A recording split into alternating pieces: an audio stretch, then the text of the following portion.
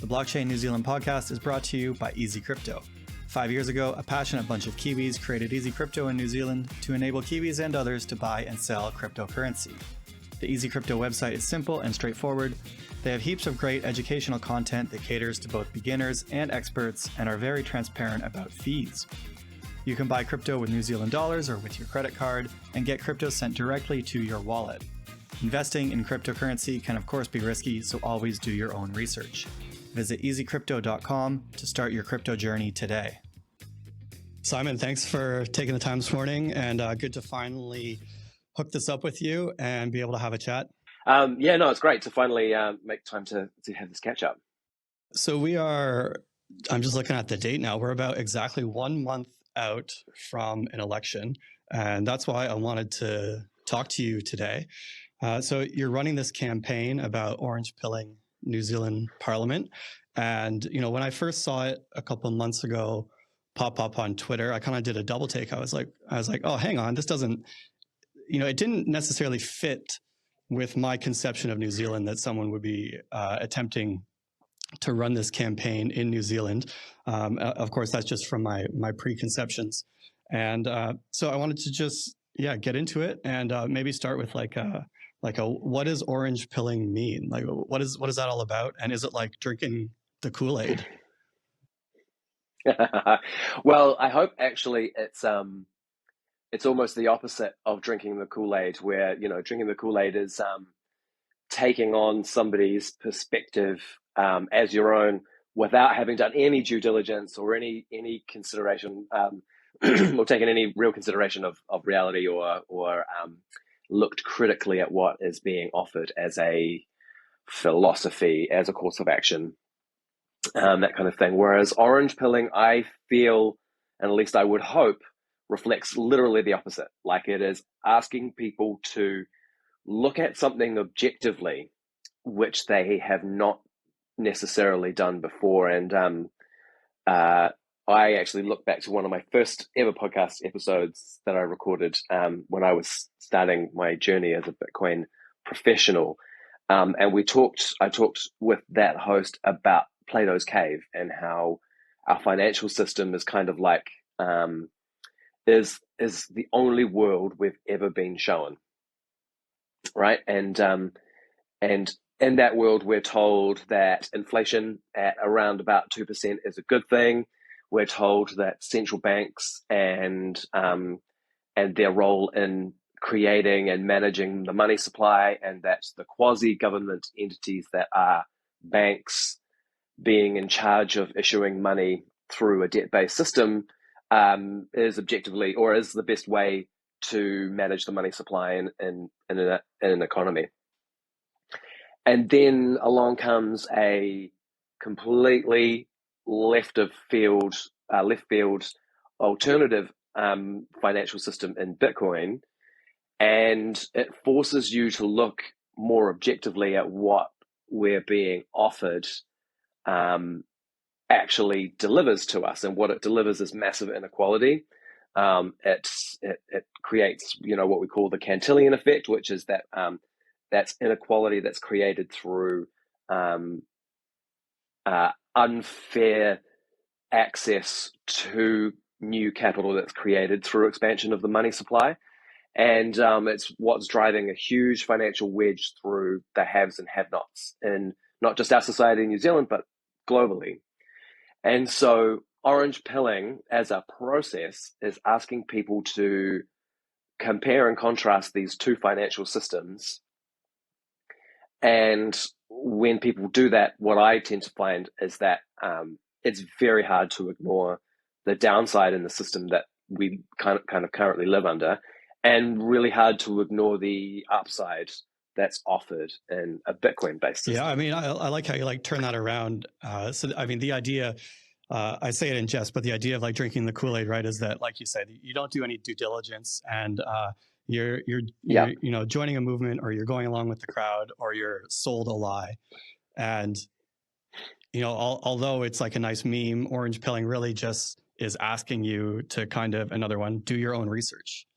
Yes, yeah. And I deliberately steer clear of the do your own research meme in and of itself, because I think that has become pretty horrendously correlated, or not horrific. It has become correlated with some really kind of outlandish and extreme perspectives, and it tends to be the I've got no answer to a curly question about your strongly held but not firmly evidenced beliefs, right? When you get into an argument with somebody about vaccines or carnivore diets or any of this kind of stuff, and these kind of freedom loving clicking at my dog, not at another human. Types of people, that's where they end up in a debate is, well, I'm sorry, but you need to do your own research, or I've done my own research and I'm satisfied with my answer. I don't think doing your own research necessarily means that you come to the right answer every single time. But all we can ask of people in a process where we're getting them to look at something is for them to try to be objective. So you think that do your own research has gone too far and is sort of used as it's been weaponized? I think, it's just how you see it deployed, right? It's the hand throw up. I don't have an answer to your question, but I'm not going to change my perspective, even though I've reached the end of where I can reasonably articulate an argument for why vaccines cause heart problems or kill people or turn people's blood black, or that COVID was from a lab, or any of these kinds of conspiracy theories. Do your own research is kind of right. Those are very curly questions. I mean, in terms of do your own research, right? Ben McKenzie, he goes on CNBC and he says, like, guys, I've done 2 years of research here. Exactly. Yeah. And you'll know this as an academic. Like, to actually do research is not something that the average person is kind of qualified to do in a meaningful way, and to come to conclusions that are generalizable, that are like statistically significant, that are meaningful in anything but a very specific context, let alone in a global sense, is a really big undertaking. And it's not necessarily something you can do even with 2 years on Google without any kind of structure, framework, peer review process to actually validate the findings of your quote unquote research. Even with proper training, it can be very hard to overcome those biases, right? Like, if you're looking for reasons why something will fail, maybe if you search long enough, you're gonna find them. And exactly right. If you're convincing, then you can go convince other people of that as well. That's how you get them to drink the Kool-Aid. Yeah, I mean that's ultimately more about like being a deceptive salesperson, isn't it? Convincing people that you're someone that you're not, and that they're also someone that they're not. And I suppose we, Bitcoin aside, we can see this. You could find examples anywhere with this type of thing. With this dude in the cave, Plato's cave. Can you give me a quick overview of what it means to be in the cave? Yeah, cool. So Plato's cave is one of those allegories from ancient history. Literally, Plato's writing, which he envisioned 3 people who had been either born or taken to a cave at a very young age and tied up so that they couldn't do anything but look at a puppet show that was being projected from behind a fire onto the cave walls that gave them a representation of reality. And they grow up believing that this is reality, that, these dancing shapes on the wall are truth, are the world, and this is the world they live in, and there's nothing outside what they're being shown. And then one day one of them escapes and leaves the cave, goes outside into the sun and frolics for a bit, I'm sure, and then comes back to tell the others that there's a whole world out here, and it's not just puppets on a wall. It's more than that. There's sun and sky and grass, and unless and the allegory goes that the 2 who are still tied up in the cave, they reject this view of the outside world because they've never been taught or shown or enabled to visualize or understand anything outside that world that they have been shown.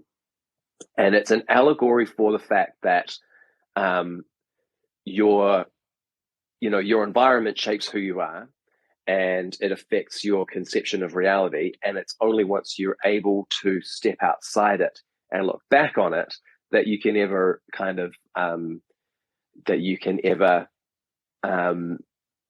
view it with any objectivity.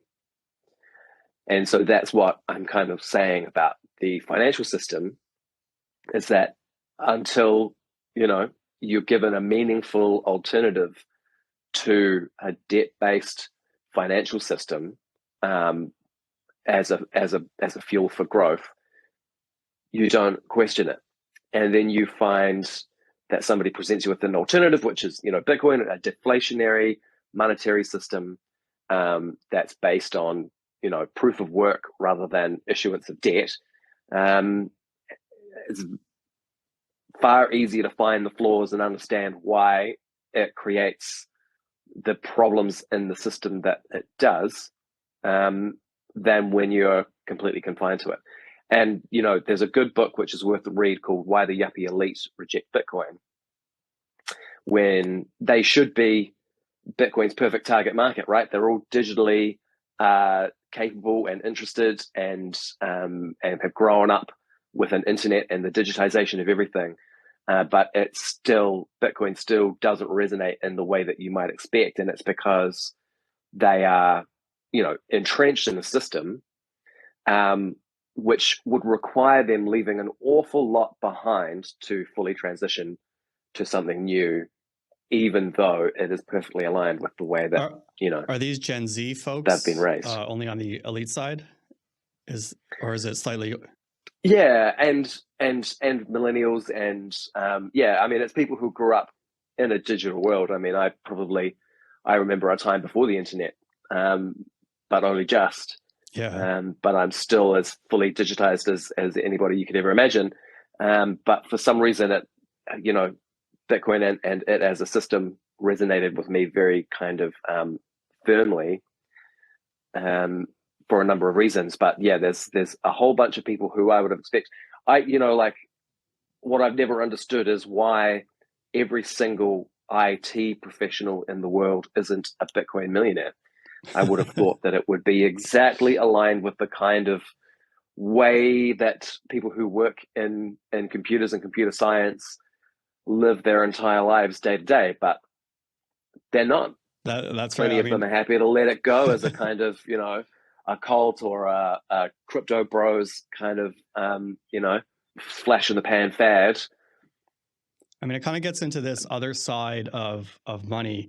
Like you can take, very professional, very smart, very technologically enabled folks, and then like behind closed doors, when you're looking to see what they're doing, where they're investing, or what they're interested in, like you say, you might be surprised. You'd be like, what? You should be the first type of person to appreciate, this technology, this scarcity, this fixed supply, this alternative, or even as like a small gamble against, the system that we have.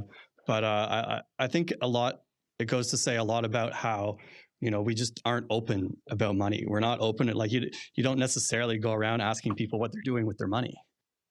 Yeah, totally. Yeah, that's right.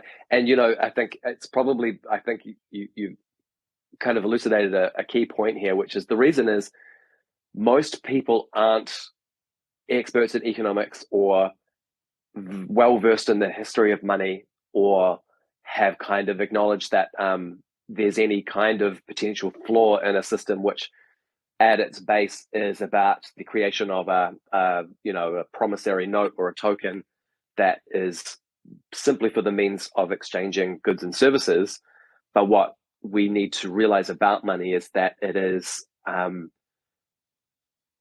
entire system that sits behind it is what is corrupted. Like if you could say to me tomorrow, we're going to get rid of all of the nonsense around money, all of the interchanges, the banking nonsense, the interest rate controls, and we're going to have a fixed supply of a hard asset, but it's going to be called the New Zealand dollar, then that might just about be sufficient to put the nail in the coffin of something like Bitcoin.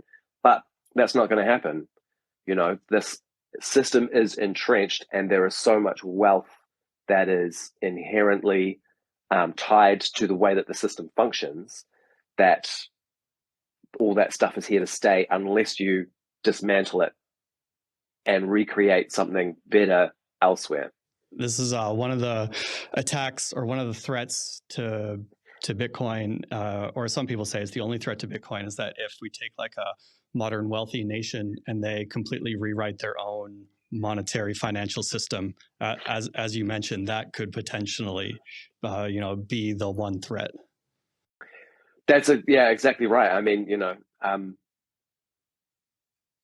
that being said, though, again, these countries can't afford, at least at the current time, to dismantle the system that they've built, because the system relies on their ability to issue more money when they need to pay for government function, when they need to,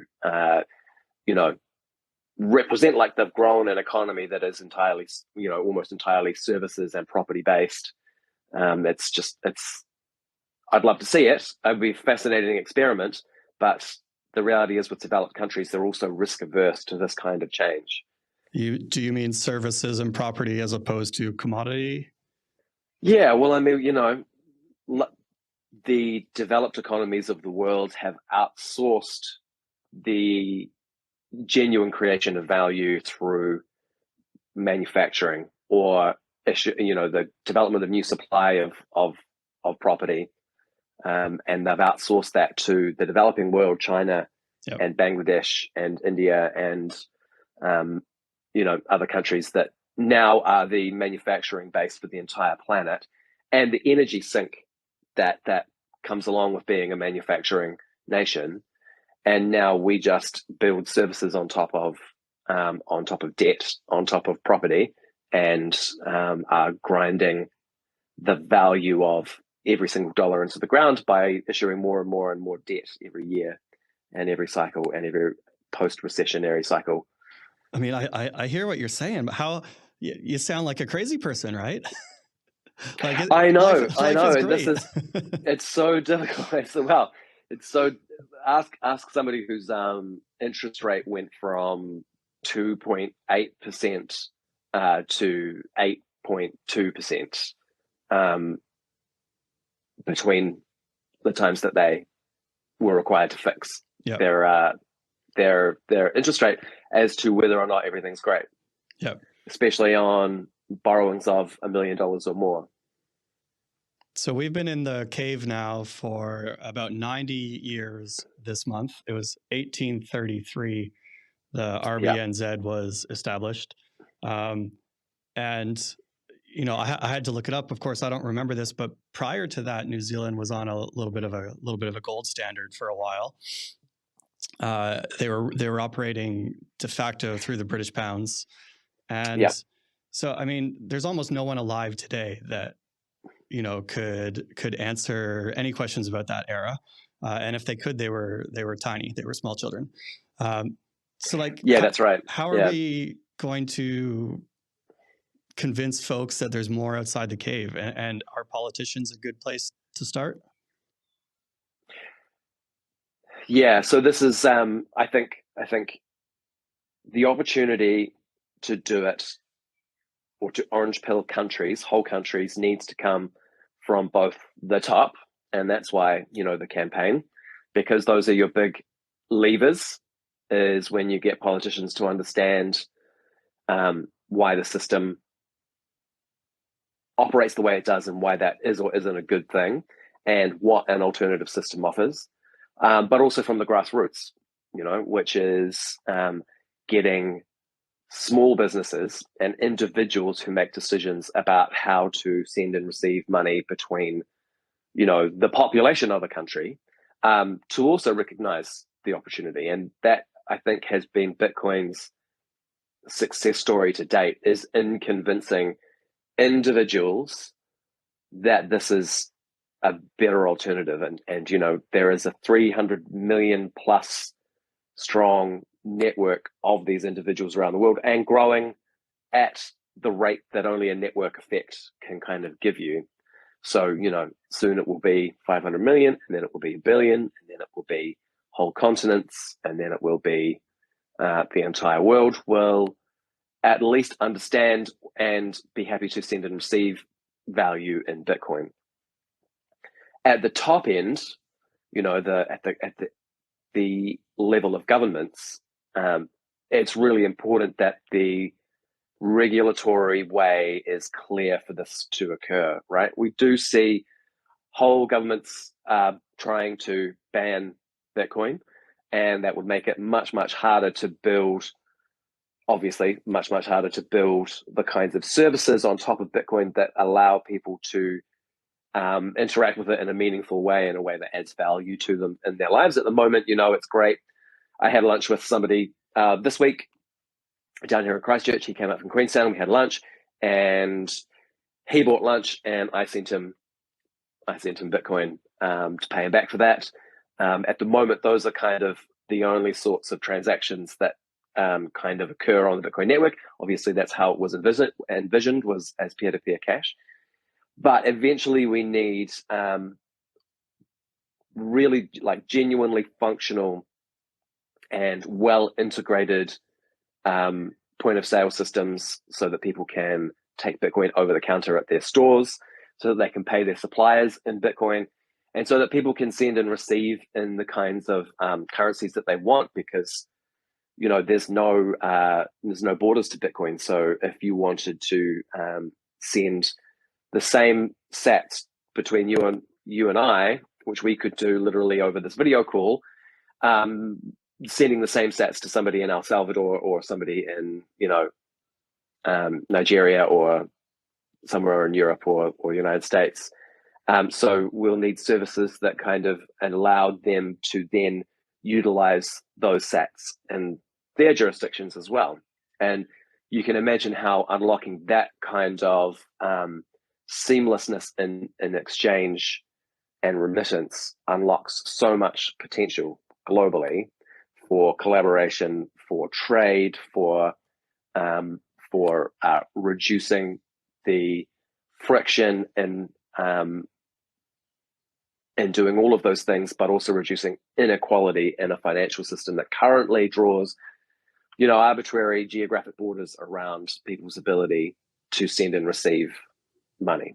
Yeah, that remittance thing, it's still a huge market, right? And it's almost, I feel like it kind of ebbs and flows in the arguments, for, and that kind of maybe disappears for a while.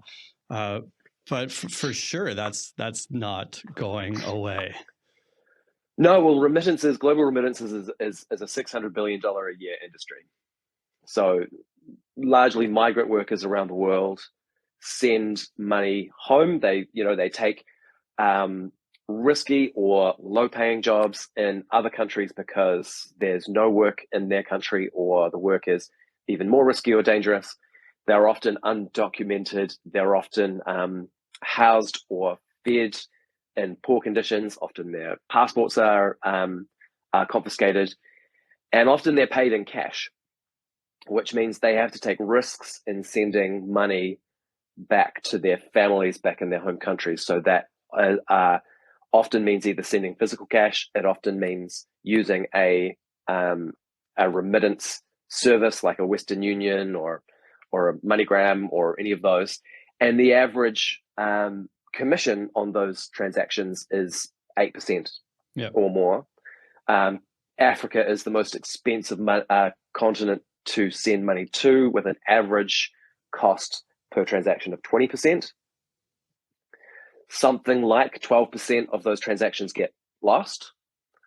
A lot of the time, people who show up to receive those money, they go to one of the offices of these businesses, and they aren't able to produce ID, and so they can't claim the money that's been sent to them.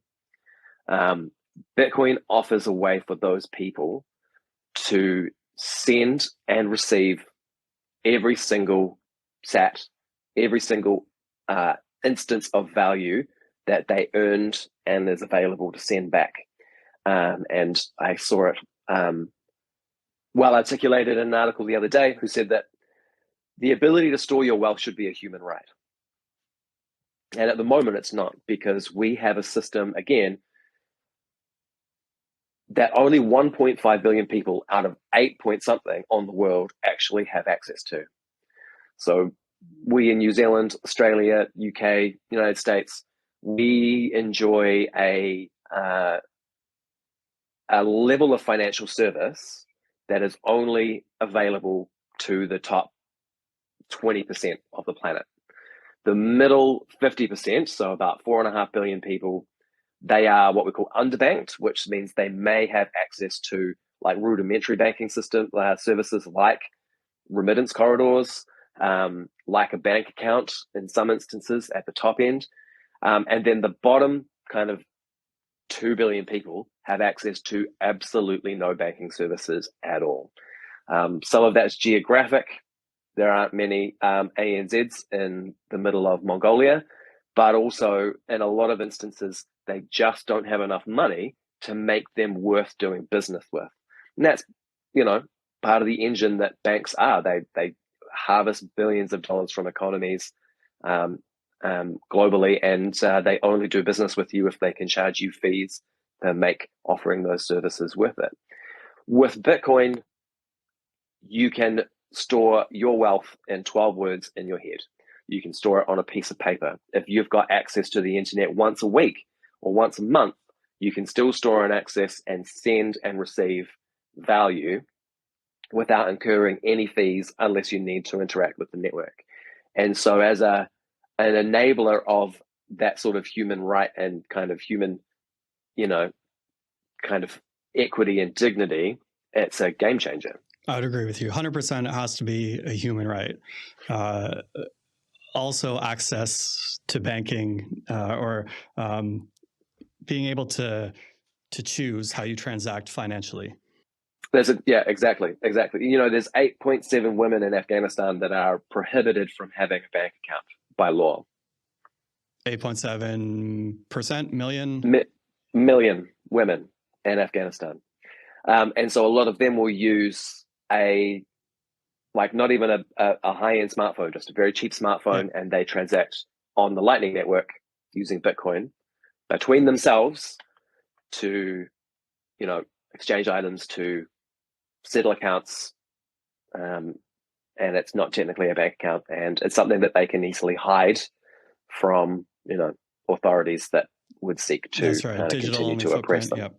And exactly, I didn't realize Africa had such high remittance rates. I mean, I don't know what threshold it becomes extortion, but 20%. I mean, one work day a week, and that goes straight into I guess it's called fees, right? Exactly. Yeah, that's right. And not only that, but like some of these countries, like Nigeria, have some of the harshest capital controls in the world. So your ability to send the naira, which is the local currency, out of Nigeria is stringently controlled, and that's because the government is. I don't think it's going to shock anybody to say, shockingly corrupt, but also desperate to keep control over the system in that country. Yeah, giving up something as at first it seems benign, giving up something like being able to let people choose to use Bitcoin. But add up all those 20% remittance fees, add up all of the, I guess there's a few countries where, bribery is the way that business works. And a lot of it never makes it down to the folks that have to hide their cell phones. Look, countries like Tonga in the Pacific, their economy is more than 50% remittances. So imagine what difference an extra 8% makes to the economy of Tonga if you get to keep it rather than be charged that as a fee to send that money back. All right, so we talk a lot about cost of living, finance, interest leading into this election cycle. Hot topic. There was a debate just last night between the political parties about this. And being as how it seems to be front of mind. There's a few issues that are always front of mind in politics, but it seems like interest, cost of vegetables, for example, are easy things for the media and the politicians to punt back and forth. nobody's talking about any alternative to this. And when they talk about reducing spending, they're talking about reducing spending from like 5 billion down to like 4, or a slightly smaller number than 5 billion. Nobody's talking about a long game either. So how do you see this playing out, right? How are, even if you have crypto sympathetic or Bitcoin sympathetic politicians, what type of influence can they have over this extremely entrenched system? Yeah, well, I mean, it's a really tough question. I mean, in Argentina, where they have suffered under hyperinflation for most of the last 10 years, they have a leading political candidate for president who is running on a platform of abolishing the central bank. Now, that has emerged out of a situation where people have suffered under this kind of mismanagement of a financial system for so long that they're now ready to take quite extreme action to try and alleviate it. They're at the point of desperation, because it would be a massive financial experiment in a modern economy to remove the central bank as the issuer of a currency. And actually, in all fairness, in a modern financial system, the central bank isn't the issuer of new money. It is the one that sets the terms that new money can be issued under. It's banks who then build a business around issuing new money. And so they have the incentive to issue as much new money as they possibly can at the interest rate and margin that they're allowed to. Now, obviously, we've touched on the fact that I grew up, relatively digitized, or in a digital age. Many of the people, everybody who's younger than me, would have grown up almost exclusively in a digital age. What the kind of hardcore Bitcoiner approach would be to replace a human system that is fallible with a software system that is infallible. And you build your system around something that has known terms, conditions, behaviors, and you know what effect you'll create when you interact with it in a certain way. And that's what, the opportunity is. You can stop hanging off the whim of a central bank governor who is not even an elected official. They're appointed by a government at the time that they need a new governor. Right, they're tapped in a friendly manner. Exactly. And they're, they have the job until they don't want the job anymore, basically. And so this person gets to effectively make the key decisions about which direction the economy takes, and whether or not you get to keep your house, whether or not you have to spend a certain proportion of your average earnings per week on maintaining ownership of a property, or whether you get pushed out of it, or whether you get to, live in the lap of luxury on low interest rates. The alternative solution is to replace that with software. Now, how do we get politicians to kind of understand that opportunity? I think it's a slow grind. And I think the important thing, again, is to help them to understand why Bitcoin is so good as money, why it satisfies all of the attributes of money, and why it exceeds the current system's quality of money by such a massive extent, other than the attribute of track record. That this is something that we should embrace as a system rather than fight against. That we should be looking at solutions that allow people to use Bitcoin in their day-to-day lives, because it's a way that they can save money and protect their buying power for the long term. It doesn't preclude using a New Zealand dollar. And look, the Bitcoin Maximal community is going to hate me for kind of saying this, but I think there's an opportunity for two systems to coexist. I mean, we already save in property. We already save in other types of investment like stocks, shares, bonds. All we're saying here is that we extend another investment vehicle in Bitcoin to also being a liquid and spendable money as part of an economy. We're also already a multi-currency country. It's relatively easy for most folks to bring their currency in and out. Yeah, that's right. I mean, again, you do that at your own cost and at quite significant cost. I'm working with a team on building a point of sale system for Bitcoin in New Zealand, and the one of the killer costs and one of the key barriers to this is when we have to send money internationally to exchange it for Bitcoin so that we can bring Bitcoin liquidity into the system.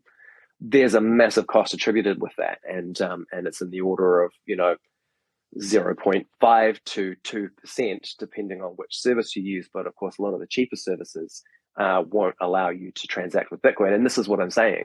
At the moment, we have a system that fights against the use of Bitcoin. And what we need is freedom to offer an alternative to people that just measures up to some of the existing alternatives anyway, and combines some of the attributes of being liquid and being money, but also being a store of wealth and value. We just need less oppression, more integration. About some of these properties of money, do you see it? It sounds like you see that Bitcoin has achieved both medium of exchange and store of value. Would you say? Yeah, I think, and this is what makes it so unique, right? Like, because the modern financial fiat system assumes a average, or has a target average, of a 2% reduction in spending power a year. And I'm no good at compounding maths, but over 10 years, you've lost a massive amount of a dollar's value from the start of that decade to the end.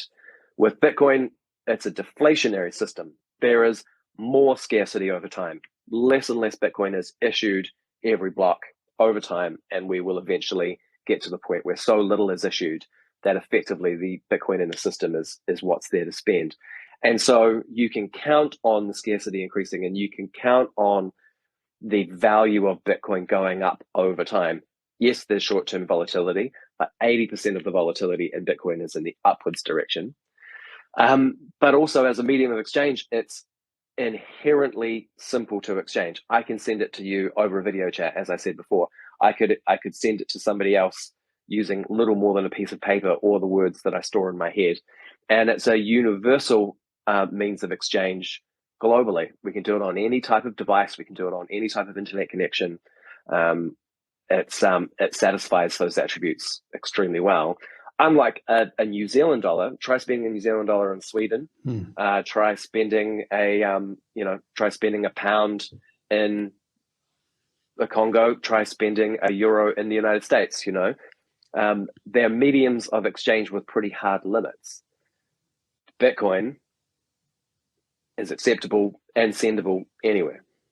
So, I mean, Safety talks about a bunch of this in his book. I dug out my copy today to have a look. Nice. This is and as I was flipping through the front, or it's on the back cover here too. I was like, oh, this is one of the pre squabbles between Nassim Taleb and Safety. So it still has Nassim's forward in the front, which has been removed from subsequent printings. Yeah. But so just on this point about deflationary issuance, right? Like this shouldn't work, right? And like what happens when there's very little left and everybody's hoarding their Bitcoin? Like this is a little bit of Bitcoin 101 here, but the 2% figure you cited, and I quote it as 3.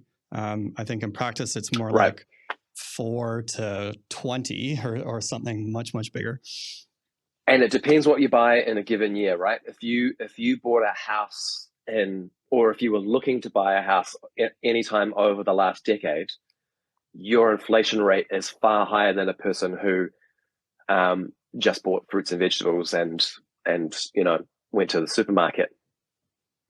But if you had to make a large purchase for a lifestyle item like a car or a house, your inflation rate was massive, especially if you're saving for a deposit in that time. Meanwhile, there was kind of the silent assassin of shrinkflation that's crept in as well. I mean, the real inflation rate in any year and in any economy, especially over the last 10 years, has not been 2 or 3%. It's been orders of magnitude higher, and for a long time. Yeah, when you look at, there's a bit of a lag in the stats, but when you look at them in aggregate, then you can calculate these numbers. And year on year, I think I just saw a chart. It was like 7 or 8 for the past 20 years. Yeah, right. Yeah, exactly. Yeah, and of course, the official inflation is a movable object because it's whatever suits the entity who's reporting what inflation is, right? They're so you choose superheroes. a bundle of household items that haven't moved much when you need to keep inflation low, and if you're tracking real inflation, you might like to add in things that have inflated away, or so it's also a very nebulous and kind of ill-defined kind of social phenomenon. Meanwhile, back to your question, which is, hey, a deflationary system shouldn't work. And this is, the key point in the excellent book, The Price of Tomorrow. We live in a world that is enabled constantly by more and more technical or advanced technology. And technology is a deflationary influence. Look at the relative price of TVs, of computers, of the kinds of cars, of all those kinds of household items that you use all the time. The relative price of these things has been diminishing ever since we started, really implementing technology into our lifestyles. The reason that we don't actually see real world deflation in prices is the debasement of money. We are printing more and more money to basically fund the kinds of things that governments like to promise at election time and then can't really afford to do. And that doesn't matter whether you're from either end of the political spectrum. Left-wing governments get called tax and spend. Right-wing governments like to finance their activities through issuance of debt. It all amounts to the same thing, which is the debasement of currency. And meanwhile, we're being told that deflation is a bad thing, but that's only because it doesn't allow you to continue growing the bubble of debt that you can no longer afford to service if the value of the dollar that you're in debt of goes up. It becomes relatively more expensive to service. A deflationary system with very near infinite divisibility, there are 2.1 quadrillion sats in 21 million Bitcoin, and on Lightning or any layer 2, you can issue those down to the level of millisats, which is another 1,000 or 10,000 or 100,000 or million millisats under each Satoshi. There's no point at which each Bitcoin or each sat or each millisat is more than is worth transacting in. You can't buy a coffee with a sat because a sat's worth the equivalent of $100. A deflationary system with more scarcity just enables more purchasing power over time. And that's what it's designed to do. It's designed to increase your purchasing power, not rob it from you through inflation. And is anyone doing millisats? Yeah, Lightning does millisats. Okay. Yeah. I'm not familiar with millisats. We're getting really fine grained now. Well, you can imagine a world where the what is it, $40 quadrillion worth of liquid and illiquid transactions that occur around the world every year are all done in Bitcoin. You might need a millisat to get down to the level of a 50-cent mixture at the local dairy. I'm bullish on micropayments, and I hope that if it's on Lightning, that's fine. But wherever they are, I hope that we start to see some real economies for micropayments, streaming sats, this type of thing really emerge. Yeah, and this is the sort of the promise of an internet of money, right? And this is again what we're building here on Bitcoin is the internet of money. And I think this is again why so many people like myself are bullish on it. And as I sort of have suggested, because of my age, I watched the internet emerge, take hold, be a hotbed of, very uncool, very kind of not very interesting or impactful activity for probably more than 10 years before what you would describe as, the killer apps started to emerge on the internet, like actual utility for day-to-day people. And, my household, I was very fortunate that we were kind of early adopters of technology. So we had internet early. We used the internet a lot for, downloading, for, news, for all that kind of stuff. And so I was able to watch the Facebooks, the blog spots, the news, all that stuff kind of emerge in real time. And now I'm literally watching it again on the internet of value. Do you think we've had the internet of information, now it's the internet of value, and we're watching the same trajectory? I mean, the compute is the growth in compute, the growth in data and infrastructure. That's all going to tick along in parallel. There's nothing anyone can do about it. Part of me always thinks like it's incredible we haven't had an internet of money, a native money on the internet for so long. And another part of me is like, well, it'll emerge when it's ready, when there's time for it. Yeah. And here we are. It's time. Its time is now. Back to the book. Do you think that, what do you think of the Bitcoin Standard as a piece of nonfiction work? And do you think that, I guess, like, do you think that as a cold introduction, this is where people should start? Yeah. So I think it is. I think it's the best. I think it's the best introduction to Bitcoin for at least relatively technical readers. I think it's if you don't have at least an underlying interest, it can be a bit of a slog. And this is this is one aspect that we have to consider in part of our campaign is are all of our 120 targeted readers sort of interested enough in the alternative view of economics that it works very hard to present. And that's not necessarily just Bitcoin as a financial system or as an economic system. It's the Austrian view of economics, which is different to the Keynesian view, which is what most of the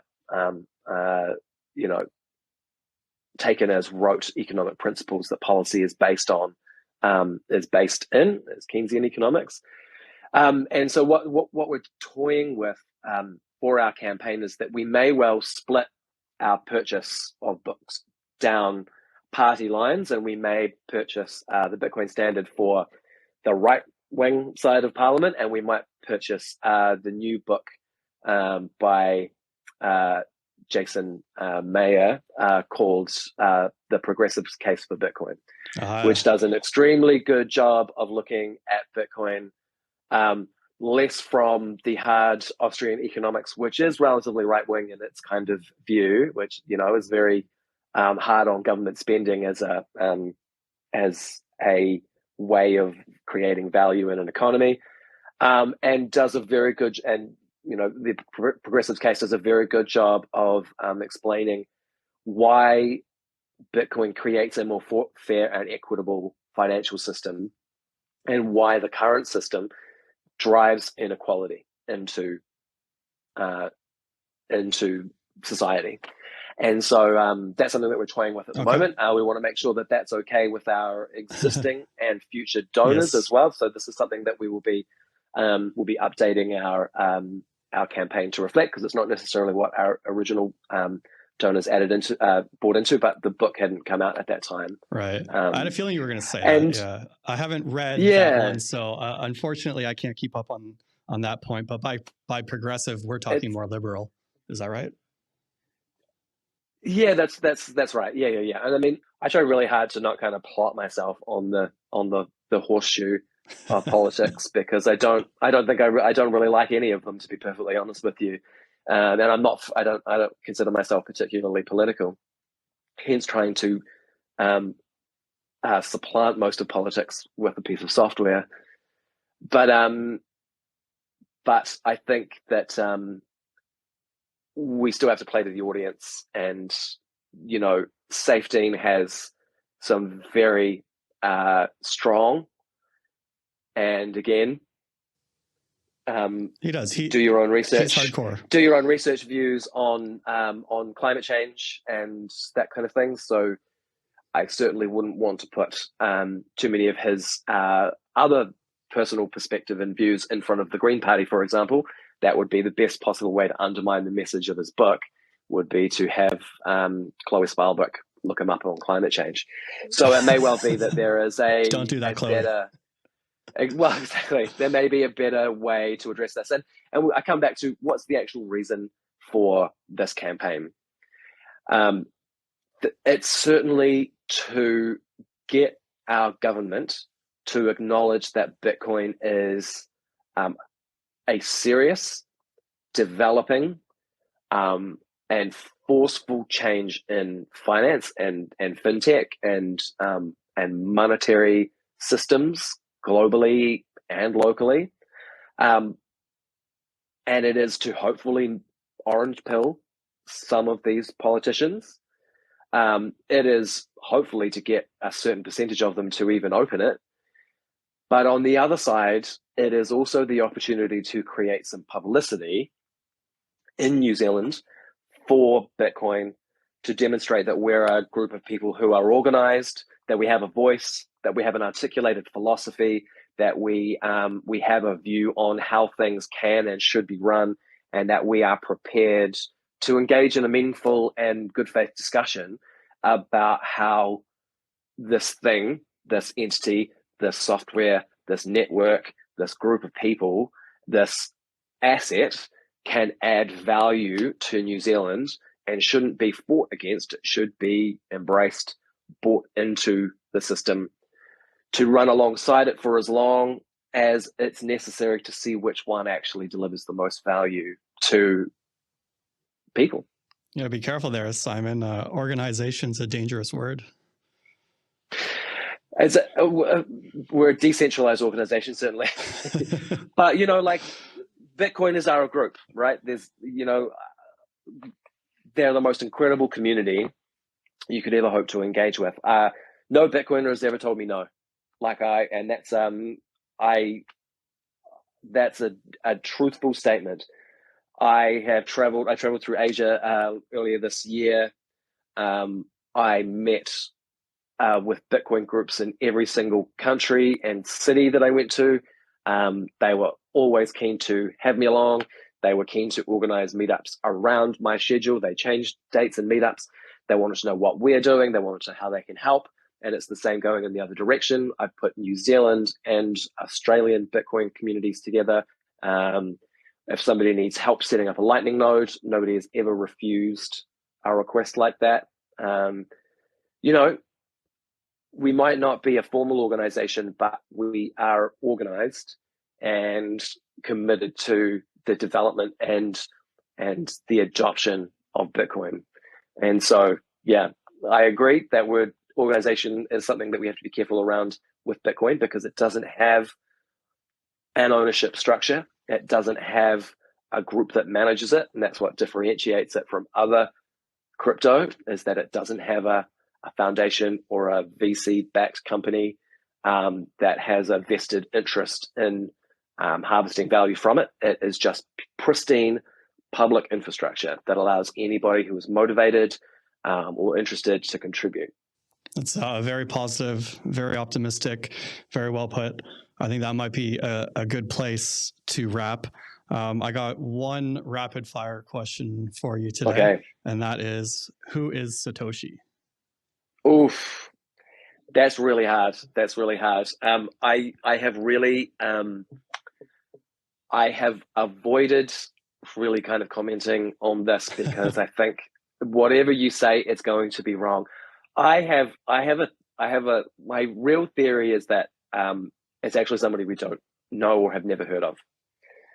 It is somebody who genuinely did a good job of staying anonymous, and we'll never know. If I was pushed, I would say it's Hal Finney. Okay, great. He was the only person who had the same level of knowledge about it at the same time as Satoshi. And so many of the test transactions and the original and the first transactions were between Satoshi and Hal. And Hal conveniently, well, very inconveniently for him and his family, but and very tragically probably for the Bitcoin ecosystem, passed away from ALS. So we can't ask him. And so we'll never know. I can tell you one thing, it's not Craig Wright. I'll agree with that 100%. Oh, man. And he's probably going to sue me for that. So the legal fees. Simon, thank you very much for coming on the show today. And look, I want to have you back sometime to talk about proof of work. Please. Yeah. No, thanks for having me. It's great to talk about this side of Bitcoin because, I do talk a lot about mining, but I also love talking about its potential impact. So thank you. In the interim, for anyone that's made it this far, I'll direct them to your recent podcast with Darcy from Everyday Investor. And awesome. And they can check that out. Other than that, thanks a lot. Hey, thanks so much, Jeff. We'll talk soon. Thanks for joining us, folks. Look out for the next episode of the BlockchainNZ podcast, probably in the same spot you found this one. Cheers.